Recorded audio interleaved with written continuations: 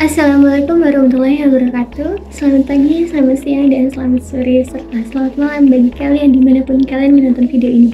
Perkenalkan, nama saya Syarafana Usamah Mirza dengan NIM 23214000001. Di sini, saya akan menjelaskan topik yang sangat fundamental dalam dunia machine learning, yaitu supervised learning.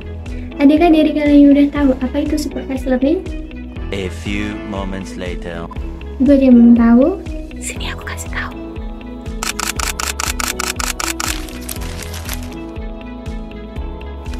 Supervised learning merupakan teknik di mana model machine learning belajar dari data yang sudah berlabel.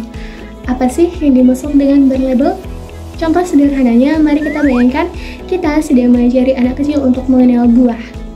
Kita beri gambar apel, kemudian kita katakan itu adalah apel. Lalu kita beri gambar pisang, kemudian kita katakan itu adalah pisang. Setelah mengenal banyak contoh, anak itu akan bisa mengenal buah-buah baru dengan sendirinya. Di dalam dunia AI, kita melakukan hal yang sama, yaitu ada input yang berisikan data, seperti fitur rumah yang berupa luas dan kamar tidur.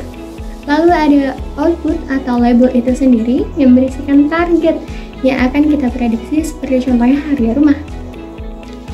Di dalam dunia nyata, biasanya supervised learning ini digunakan untuk memprediksi harga saham, untuk mendeteksi suatu penyakit dengan scan medis, atau yang biasa kita temukan atau umum kita ketahui adalah fitur filter pada spam email. Supervised learning memiliki dua jenis utama. Yang pertama, ada regresi yang digunakan untuk memprediksi nilai kontinu, seperti memprediksi harga rumah berdasarkan luasnya. Algoritma yang biasa digunakan pada jenis ini adalah linear regression dan SVR. Yang kedua, ada klasifikasi yang digunakan untuk memprediksi nilai kategori. Contohnya adalah apakah email ini adalah spam atau tidak. Algoritma yang biasa digunakan pada jenis ini adalah decision tree dan SVM. Perbedaan yang mencolok dari dua jenis ini adalah regresi berisikan output angka, sedangkan klasifikasi berisikan output kategori.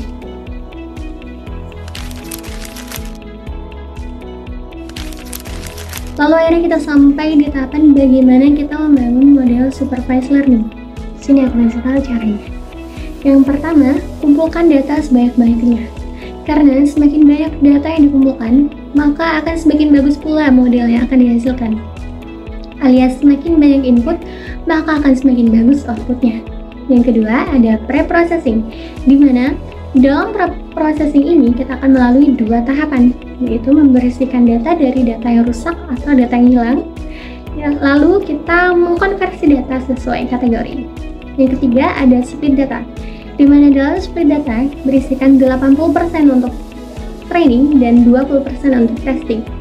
Lalu yang keempat ada latih model dengan memilih algoritma lalu train dengan data.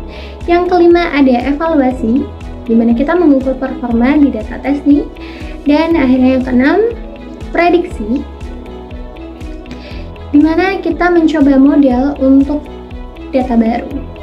Disclaimer, ada istilah namanya overfitting, di mana model sangat akurat ketika training, tetapi buruk ketika testing.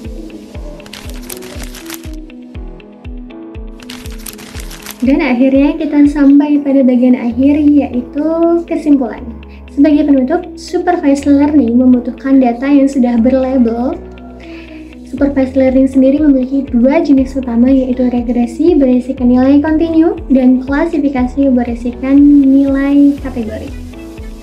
Untuk membangun model supervised learning dibutuhkan 6 langkah. Yang pertama, mencari data, yang kedua pre-processing, yang ketiga split data, di mana dalam split data berisikan training dan testing, yang keempat ada melatih model, yang kelima ada evaluasi, dan yang keenam ada prediksi. Sekian dari saya untuk materi supervised learning kali ini. Kurang lebihnya mohon maaf.